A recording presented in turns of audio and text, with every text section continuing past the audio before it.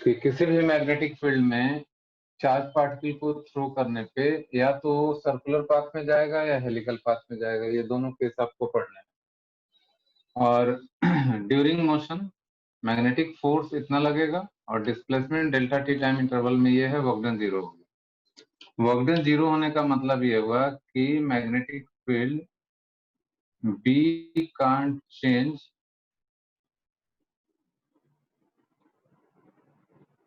magnitude of velocity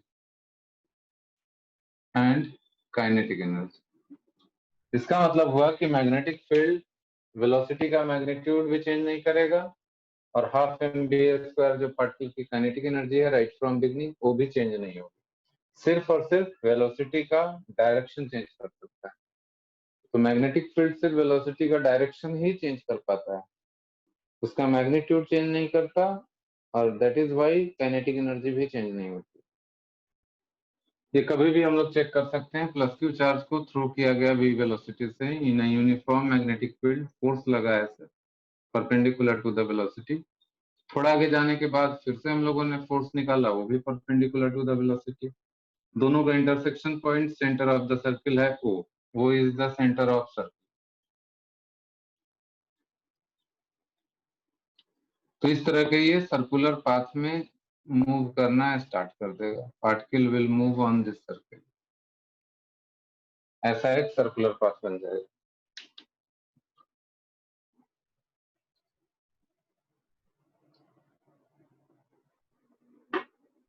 It will move on this circle।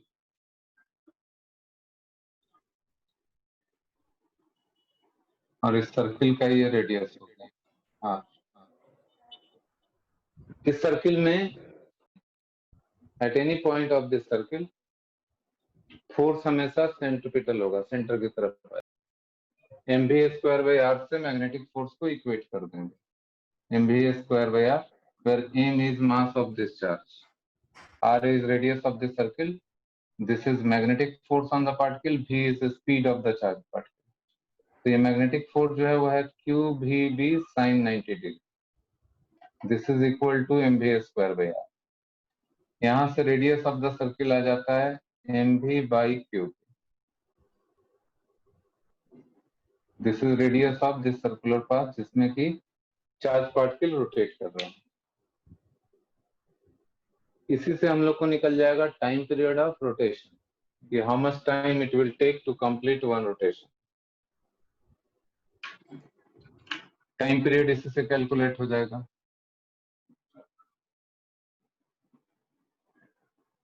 Time period हो जाएगा distance travelled in one rotation is 2πr and speed is v। r का value यहाँ डाल देंगे, 2πm/qv हो जाएगा। r/v is m/qv, तो r/v की जगह m/qv रिप्लेस कर दिया, तो टाइम पीरियड ऑफ रोटेशन आ गया। टाइम पीरियड यहाँ पे इंपॉर्टेंट क्या है, it is not dependent on velocity, it is independent of velocity of the particle. यानी वेलोसिटी ज्यादा हो या कम हो, वेलोसिटी ज्यादा हो या कम हो, टाइम पीरियड पे चेंज नहीं होगा। टाइम पीरियड चेंज करने के लिए only option is mass, charge and magnetic field. इन तीनों में से अगर कोई चेंज होता है तभी टाइम पीरियड चेंज होगा, नहीं तो नहीं चेंज होगा। क्वेश्चन इस टाइप का रहता है, किसी चार्ज पार्टिकल को अगर थ्रो किया गया किसी मैग्नेटिक फील्ड में जिसका अवेलेबिलिटी सिर्फ इस जोन में है, इसके पहले और इसके बाद में फील्ड नहीं है, तो यहाँ आने के बाद अगर चार्ज पूरी तरह से टर्न कर जाए तब तो कोई दिक्कत नहीं है, वापस आ जाएगा।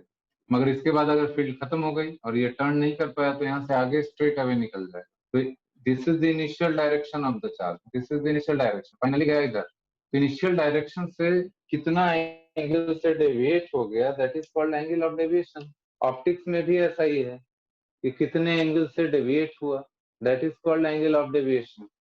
तो चार्ज का इनिशियल डायरेक्शन इधर था, फाइनल डायरेक्शन इधर है, थीटा को हम लोग बोलेंगे एंगल ऑफ डेविएशन।